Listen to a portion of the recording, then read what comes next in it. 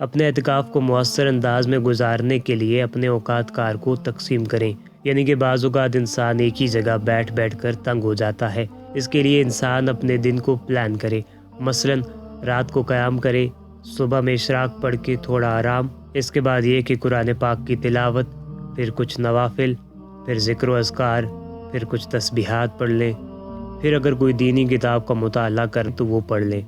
اس کے علاوہ قرآن پاک کی تفسیر کو بھی پڑھنے کی کوشش کریں۔ اعتکاف کے دوران ہر قسم کے غیر ضروری کاموں اور مشاغل سے اجتناب کریں۔ اصل میں اعتکاف تنہا بیٹھ کر عبادت کرنے کا نام ہے۔ ہمارا یہ عقیدہ ہے کہ ہمارا رب ہر جگہ موجود ہے، ہمارے آس پاس ارد گرد سب جگہ ہمارا رب موجود ہے، بس ضرورت اس چیز کی ہے کہ تنہائی میں بیٹھ کر اپنے رب کی موجودگی کو محسوس کیا جائے۔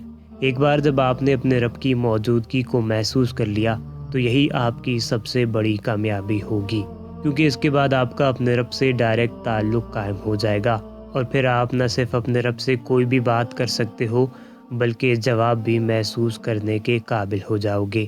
ہماری دعا ہے کہ اس اعتکاف کے دوران آپ اپنے رب کی قربت حاصل کر لیں۔